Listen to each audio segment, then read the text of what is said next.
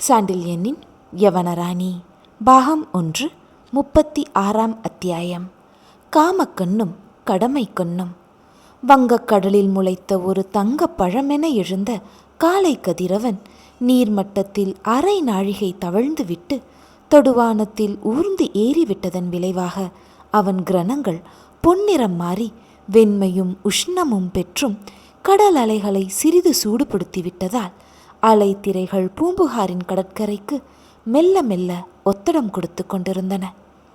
ஆவணி திங்கள் புகுந்து நாட்கள் பல ஆகிவிட்ட போதிலும் அந்த காலை வேளையை கோடையின் காலை வேளையைப் போலவே கதிரவன் உஷ்ணப்படுத்தி இருந்ததால் பூம்புகாரின் கடற்கரையில் மெருகு கொண்ட கருமணல் இடையிடையே பொடி வைரங்களை ஒளித்து கொண்டிருந்தது போல் பளிச்சிட்டு கொண்டும் காலை வைத்தால் தகித்து கொண்டும் இருந்ததானாலும் அதை சிறிதும் சட்டை செய்யாத பரதவர்கள் சிலர் அந்த சுடு மணலில் நிதான நடை போட்டு தங்கள் படகுகளை நோக்கி கரையில் கட்டு சாதங்களுடனும் தோளில் பெருவளை தூண்டில் முதலிய சாதனங்களுடனும் சென்று கொண்டிருந்தார்கள். ஏற்கனவே படகுகளை அடைந்துவிட்ட பரதவர் படகுகளை அலைகள் மீது தள்ளி தாங்களும் தாவி ஏறி கடலோட முற்பட்டனர். அவர்களுக்கும் முன்பாக கடலில் பாய்ந்துவிட்ட மற்றும் சில பரதவரின் படகுகள் பாய் விரித்து கடலின் நீர்மட்டத்தை ஊடுருவி வெகு வேகமாக சென்று விட்டனவாதலால் தூரத்தே பல வெள்ளை புள்ளிகள் உலாவுவதை போன்ற பிரம்மையை ஏற்படுத்தி கொண்டிருந்தன. இரவில் நடுசாமத்துக்கு மேல் புகாரை அடைந்ததால் வாணிப பொருள்களையோ வணிகர்களையோ இறக்காமல் கடலின் சிறிது தூரத்திலேயே நங்கூரம் பாய்ச்சி நின்ற மரக்கலங்கள் சில வணிகர்களையும் அவர்கள் சரக்குகளையும் தரை சேர்க்க முயற்சியெடுத்து கப்பல்களை சுற்றி நின்ற படகுகளில் வணிகர்களை இறக்கி கொண்டிருந்தன.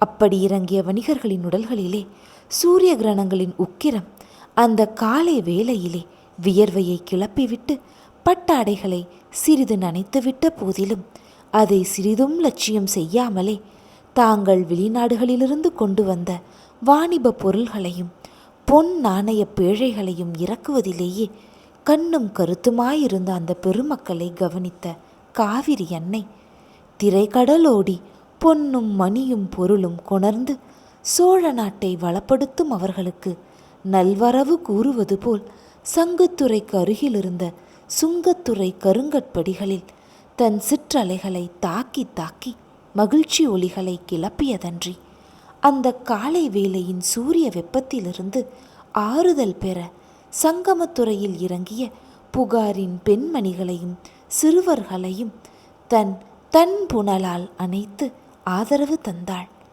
காவிரி அன்னையின் ஆதரவை பெற்ற வரையில் தன் சொரூபத்தை காட்ட முடியாத கதிரவன் அவர்கள் கரை ஏறியதும் முன்னை விட சுடு கிரணங்களை புகாரின் தரை மீது பாய்ச்சவே கொதிக்கும் மணலில் சுருங்க சுருங்க அடியெடுத்து வைத்து பெண்மணிகள் இல்லங்களை நோக்கி விரைந்தனர்.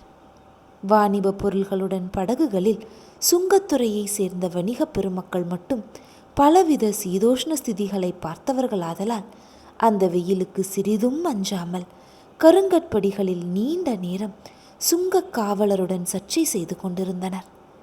காலையில் படகேறி கடலோடும் கணவன் இரவில் வருவானோ மாட்டானோ என்ற நிலையில் வாழ்ந்து வந்த பரதவ மங்கையருக்கு சுக துக்கங்கள் மழையும் வெயிலும் போல சமமாகவே இருந்தபடியால் அவர்கள் அந்த காலை வெப்பத்தை அணுவளவும் லட்சியம் செய்யாமல் தங்கள் வேலைகளை கவனிக்க சுடுமணலில் நிதானமாகவே நடந்து சென்றனர். இப்படி எங்கும் உயிர் நடமாட்டம் மிகுந்து அரவம் பெருகி கதிரவன் தன் சுடுவிழியை புகாரின் மீது நாட்டி நாழிகை 4 ஆகியும் இந்திர விழாவின் போது மன்னர் குலத்தார் தங்குவதால் இந்திர விழா மாளிகை என்றும் வசந்த காலம் முழுவதுமே சில சமயங்களில் தங்க நேரிட்டால் வசந்த மாளிகை என்றும் பிரசித்தி பெற்ற பெருவிடுதியிலே சாளரத்தின் மூலமாக சூரிய கிரணங்கள் பாய்ந்து தொட்டெழுப்ப முயன்ற பின்பும் சிறிதும் அசையாமல் சித்திர பாவை போல் பஞ்சனையிலே படுத்து கிடந்த யவனராணியை டைபீரியஸும் புகாரின் கோட்டை தலைவனும் நீண்ட நேரம் மௌனமாகவே உற்று பார்த்து கொண்டு நின்றனர். உடல் மீது கழுத்து வரையில் நன்றாக பொருத்தப்பட்டிருந்த பாண்டிய நாட்டு தங்கத் தகடியில் பட்ட சூரிய ரட்சுமிகள் லேசாக அந்த பொன் ஆடையிலிருந்து பிரதிபலித்து அவள் முகத்தின் மீதும் தங்க நிற ஒளியை மெல்ல பாய்ச்சியும் ராணியின் மலர் விழிகள் சிறிதும் மலராமல் மூடிய மொட்டு போலவே கிடந்ததைக் கண்ட கோட்டை தலைவன் முகத்தில் கவலை குறி லேசாக படரவே டைபீரியஸை நோக்கி கேட்டான். ராணியை மயக்கமுற செய்ய நீங்கள் உபயோகித்த விஷத்துளிகள் அவர்களை கொன்றுவிட்டால் என்ன செய்வது என்று. அந்த பெரு மாளிகையின் கூரையை தொட்டு விடுபவன் போல் மிக உயரமாகவும் கம்பீரமாகவும் நின்ற டைபீரியஸ் ஒரு வினாடி திரும்பி பக்கத்தில் நின்ற கோட்டை தலைவனை பார்த்தான். பிறகு மீண்டும் தன் கண்களை ராணி மீதே நாட்டினான். ராணி அப்பொழுதும் மயக்கத்தில் இருந்தாலும் அவளுக்கு ஆபத்து ஏதும் ஏற்பட காரணம் இல்லை என்பதை சந்தேகமற அறிந்திருந்தாலும் கோட்டை தலைவன் கிளப்பிவிட்ட சந்தேகத்தால் கவலைக்குள்ளான டைபீரியஸ் தன் கையை அவள் மூக்குக்கு அருகில் வைத்து சோதித்து பார்த்தான். சுவாசம் ஒரே சீராக வந்து கொண்டிருந்ததை மூச்சு காற்று கையில் பட்டதால் மட்டுமன்றி ராணியின் உடல் மெல்ல மெல்ல எழுந்து எழுந்து தாழ்ந்து கொண்டிருந்ததிலும் அறிந்த டைபீரியஸ் ராணியின் கை நாடியையும் சில வினாடிகள் பரிசோதித்தான். யவன கடற்படை தலைவனின் கை தன் மீது பட்ட காரணத்தாலோ என்னவோ திடீரென்று ஒரு முறை உடலை சிலிர்த்து கொண்ட யவன ராணி தன் கைகளில் ஒன்றை எடுத்து தன் மார்பு மீது குறுக்கே போட்டுக்கொண்டாள். இதனால் கொஞ்ச நஞ்சம் இருந்த கவலையும் நீங்கிவிடவே டைபீரியஸ் கோட்டை தலைவனை நோக்கி, ராணி விழித்து கொள்ளும் நேரம் வந்துவிட்டது. ராணி முகத்தை கழுவிக்கொள்ள பணியாட்கள் நீர் கொண்டு வரட்டும், அத்துடன் மதுவையும் கொண்டு வர சொல்லுங்கள் என்று உத்தரவிட்டான். ராணி பள்ளி எழுந்ததும் அவளுடைய உபசரணைக்கு வேண்டிய சகலமும் நொடிப்பொழுதில் வந்தன. 2 பொற்கிண்ணங்களில் வடிகட்டிய காவிரி நீர், பல் துளக்க மதுரமான மரப்பட்டைகளும் பவழ வெள்ளி பஸ்பங்களும் சேர்ந்து பரிமளிக்கும் நறுமணப்பொடி, முகம் கழுவி வாய் கொப்புளிக்க ஆழமான பெரும் பொன் தட்டு, இத்தனையும் யவன காவலர் தாங்கி நின்று ராணியின் பள்ளி எழுச்சிக்கு காத்திருந்தனர். டைபீரியஸ் எதிர்பார்த்தது போல் ராணி மெல்ல ஒருமுறை கண் விழித்தாளானாலும் தங்கத் தகடியிலிருந்து பிரதிபலித்த சூரிய வெளிச்சத்தை பார்க்க முடியாமல் மீண்டும் சில வினாடிகள் கண்களை மூடினாள். மறுபடியும் அவள் கண் திறந்த போது அப்புறமும் இப்புறமும் நின்றிருந்த யவன காவலர்களை பார்த்து ஏதும் புரியாமல் சில வினாடிகள் விழித்தாள். என்றாலும் சற்று தள்ளி நின்றிருந்த டைபீரியஸை கண்டதும் அவளுக்கு மெல்ல மெல்ல உண்மை புரியலாயிற்று. உள்ளத்தில் மலர்ந்த அந்த உண்மை சம்பந்தமான நிகழ்ச்சிகளை தொகுத்து பார்க்க சில வினாடிகள் மற்றும் ஒரு முறை ராணி கண்களை மூடினாள். கண்களை மூடியதும் உள்ளத்தே முதலில் எழுந்த அந்த இன்ப உலகம் எப்படி இருண்ட உலகமாயிற்று என்பதற்கு தெளிவு பெற முயன்ற ராணி காவிரி அன்னையின் நீர்மடியில் மிதந்த படகில் தன் மடியில் படுத்து கிடந்த சோழர் படை உப தலைவனை பற்றி சற்றே எண்ணமிட்டாள். அந்த எண்ணத்தால் அவள் முகத்தில் மென்மை குறி படர்ந்தது. இரவளித்த அமைதியில் மடியிலிருந்த காதலனை நோக்கி தான் இடை வளைத்து குனிந்து கன்னத்தோடு கன்னத்தை இழைந்த வரையில் அவளுக்கு நினைப்பு இருந்தது. பிறகு யாரோ என்னை நோக்கி நடந்து வந்தார்கள். நான் நிமிர்ந்து பார்த்தேன். 2 கரங்களே தெரிந்தன. பிறகு ஏதுமே தெரியவில்லை. ஏன் என்று கடந்த நிகழ்ச்சிகளை தொகுத்து பார்த்த ராணி வஞ்சகமாக தன்னை மயக்கி புகாரின் அந்த மாளிகைக்கு கொண்டு வந்தவன் டைபீரியஸே என்று தீர்மானித்து கொண்டதால் அவள் முகத்தில் மென்மை குறியை தொடர்ந்து கோபக்குறியும் படர்ந்தது. ஆகவே அவள் கண் விழித்து டைபீரியஸை நோக்கிய போது அந்த விழிகளில் நட்புக்கும் நன்றிக்கும் பதிலாக கோபத்தையே கண்டான் யவனர் கடற்படை தலைவன். மாறுபட்ட அவள் முகபாவங்களை கூர்மையாக கவனித்து நின்ற டைபீரியஸ் அவள் உள்ளத்தில் ஓடிய எண்ணங்களை சந்தேகத்துக்கு சிறிதும் இடமின்றி புரிந்து கொண்டானாகையாலும் அவள் சுடு விழிகளை அவன் மீது நாட்டிய போது அவன் எந்தவித உணர்ச்சியையும் முகத்தில் காட்டாமல் மிகுந்த அமைதியுடனேயே நின்றிருந்தான்.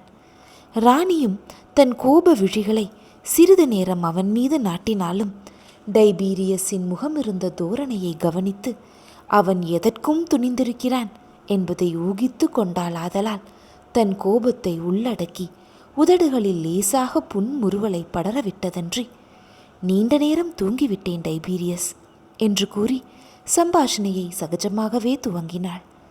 அவள் கோப விழிகளைக் கண்டு சிறிதும் அஞ்சாத டைபீரியஸ் அவள் சிரிப்பை கண்டு சிறிது அஞ்சவே செய்தானானாலும் அதை வெளிக்கு காட்டாமலே, அரச குடும்பத்தினர் நீண்ட நேரம் உறங்குவது தவறல்ல ராணி என்று கூறி மிகுந்த மரியாதையுடன் அவள் முன்பாக தலை தாழ்த்தி வணங்கினான்.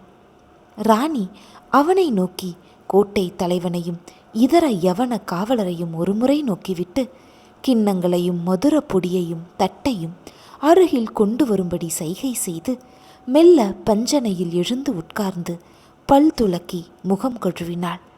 முகத்தை துடைக்க காவலர் நீட்டிய பட்ட அடையில் பட்டைவிட வழவழப்பான தன் முகத்தை நன்றாக துடைத்து கொண்டு கிண்ணத்தில் கொடுக்கப்பட்ட மதுவையும் மெல்ல அருந்திவிட்டு கட்டிலிலிருந்து எழுந்து சாளரத்தை நோக்கி அன்னத்தையும் பழிக்கும் வண்ணம் நடந்து சென்றாள் யவன நாட்டு பேரழகி.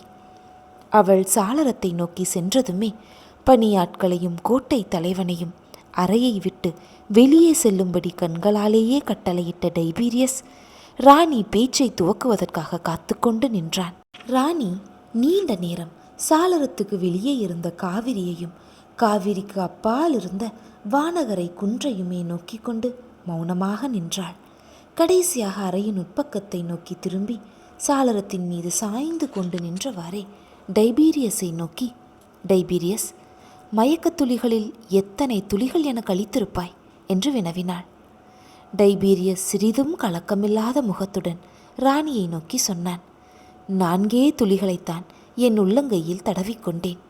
அவை போதுமானதாயிருந்தது. முகர்ந்ததுமே படகில் சாய்ந்து விட்டீர்கள். 4 துளிகளை கொண்டா மயக்கி விட்டாய் டைபீரியஸ்? மிகவும் சாமர்த்தியசாலிதான் என்று கூறிய ராணி குரூர புன்முறுவல் ஒன்றையும் இதழ்களில் தவழ விட்டாள்.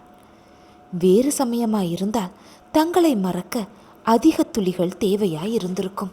ஆனால் நீங்கள் ஏற்கனவே அரை மயக்கத்தில் இருந்தபடியால் 4 துளிகளில் காரியத்தை முடிக்க முடிந்தது என்ற டைபீரியஸ் இகழ்ச்சி புன்முறுவல் கொட்டினான். டைபீரியஸ் எதை குறிப்பிடுகிறான் என்பதை ராணி அறிந்தே இருந்தாள். சோழர் படை உப தலைவனிடம் தனக்கிருந்த காதல் மயக்கத்தையே அவன் சுட்டி காட்டுகிறான் என்பதை உணர்ந்து கொண்ட ராணி மீண்டும் விஷமமாகவே பேசத் தொடங்கி, அப்படியானால் படகிலும் சோழர் படை தலைவர் உனக்கு உதவி இருக்கிறார் டைபீரியஸ் என்றாள். உண்மைதான் ராணி, அவர் தங்களுக்கு அளித்த அரை மயக்கம்தான் என் வேலையை சுலபமாக்கியது என்றான் டைபீரியஸ். என்ன வேலை அது டைபீரியஸ்? நீ பணிய வேண்டிய ராணியின் நாசியில் மயக்கத்துளிகளை தடவுவதுதான் அந்த புனித பணியா? அதற்காகத்தான் யவன குருமார்கள் இங்கு உன்னை அனுப்பினார்களா என்று கூறிய ராணியின் முகம் மெல்ல கோபத்தால் சிவக்கத் தொடங்கியது. யவன குருமார்கள் இங்கு நம் இருவரையும் அனுப்பிய காரணத்தை தாங்கள் மறந்திருக்கலாம், நான் மறக்கவில்லை என்று பதில் கூறிய டைபீரியஸ் நம் இருவரையும் என்ற சொல்லை சற்று அழுத்தியும் வாசகத்தின் இதர பகுதிகளில் போதிய கடுமையையும் காட்டி பேசினான். பதிலுக்கு யவனராணி தன் கையில் இருந்த அன்னப்பறவை ஆபரணத்தையும் நோக்கி டைபீரியஸையும் நோக்கினாள்.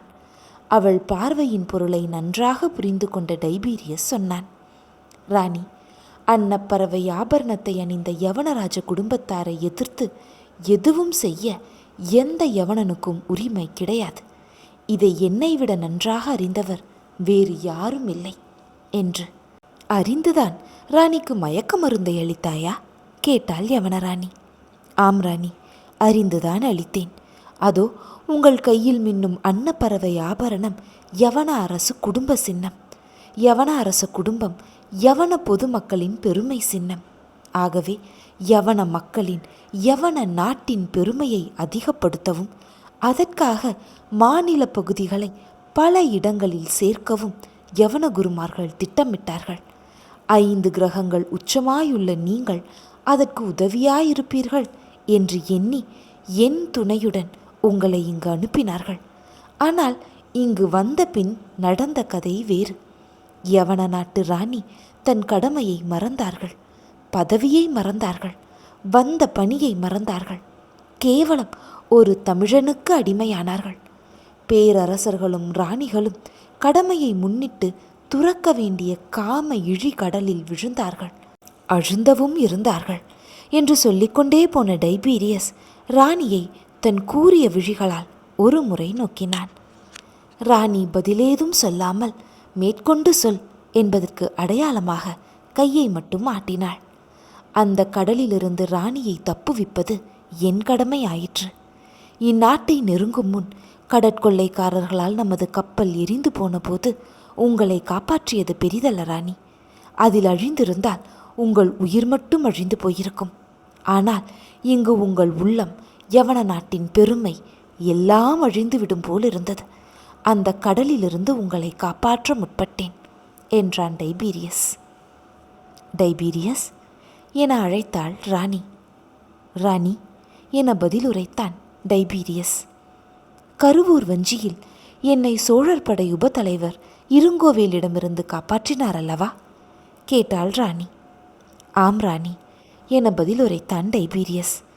அதை பற்றி உறையூரில் அவரிடம் என்ன கூறினாய் கேட்டாள் ராணி. அவருக்கு யவனர்கள் கடமைப்பட்டிருப்பதாக கூறினேன் என்றான் டைபீரியஸ். இன்னும் கேட்டாள் ராணி.